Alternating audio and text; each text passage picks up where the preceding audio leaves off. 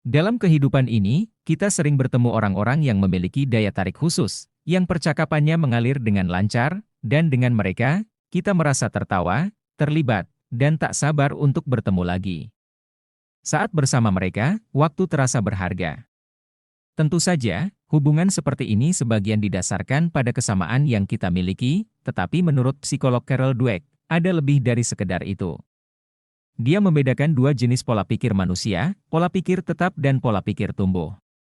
Dengan memahami perbedaan ini, kita bisa lebih memahami mengapa beberapa orang lebih baik dalam menyenangkan kita daripada yang lain. Bagi mereka yang mengadopsi pola pikir tetap, mereka percaya bahwa diri kita dan orang lain tidak akan pernah berubah.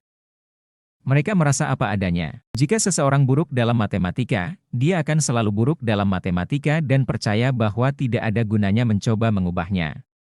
Begitu juga dengan keyakinan diri dan sifat kepribadian, semuanya dipandang sebagai sesuatu yang tak dapat berubah.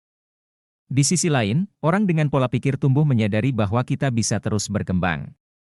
Mereka merasa bahwa diri kita saat ini berbeda dari masa lalu dan akan berbeda di masa depan. Mereka melihat tantangan sebagai peluang untuk tumbuh dan mengembangkan diri. Jika mereka tidak pandai bercanda sekarang, mereka percaya bahwa dengan usaha, mereka bisa menjadi lucu kelak. Kebanyakan orang cenderung memiliki pola pikir campuran antara tetap dan tumbuh, tergantung pada situasi yang dihadapi. Pola pikir kita mempengaruhi cara kita menilai diri, kesuksesan, dan kemampuan kita. Orang dengan pola pikir tetap cenderung menilai diri dengan membandingkan dengan orang lain. Mereka ingin merasa unggul dan cenderung menghindari tantangan yang mengancam status mereka. Di sisi lain, orang dengan pola pikir tumbuh merasa sukses ketika mereka terus belajar dan berkembang. Mereka menyambut tantangan dan tidak takut akan kegagalan, karena bagi mereka, kegagalan adalah kesempatan untuk belajar dan berkembang. Sekarang, bagaimana hal ini berhubungan dengan menjadi teman yang menyenangkan? Orang dengan pola pikir tetap seringkali dapat membuat kita merasa tidak nyaman karena mereka menilai diri dan orang lain dengan sangat kritis. Mereka bisa tertawa saat kita salah atau merasa perlu untuk membela diri jika kita berbicara tentang hal bodoh. Mereka seringkali terlalu fokus pada bagaimana orang lain mempengaruhi penilaian tentang diri mereka. Dalam situasi kelompok yang kompetitif, ini bisa menular dan membuat hubungan menjadi tidak nyaman.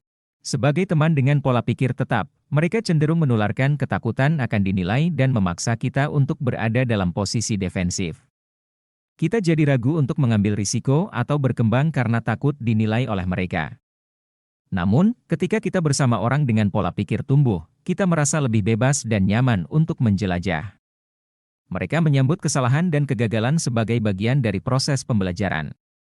Mereka lebih terhubung secara autentik dengan orang lain karena tidak terlalu fokus pada diri mereka sendiri. Oleh karena itu, menjadi teman yang menyenangkan tidak selalu berarti harus sempurna atau penuh kepercayaan diri.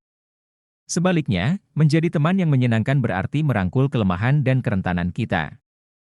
Dan berani untuk belajar dan tumbuh. Ketika kita menerima pola pikir tumbuh, kita bisa menghentikan wabah ketidaknyamanan yang ditimbulkan oleh pola pikir tetap dan menginspirasi orang lain untuk juga berkembang bersama kita. Jadilah siswa yang ingin belajar, bertanya ketika tidak tahu, dan jangan terlalu khawatir tentang kesalahan kecil. Dengan begitu, kita dan orang-orang di sekitar kita memiliki peluang lebih besar untuk menikmati hidup dengan lebih menyenangkan.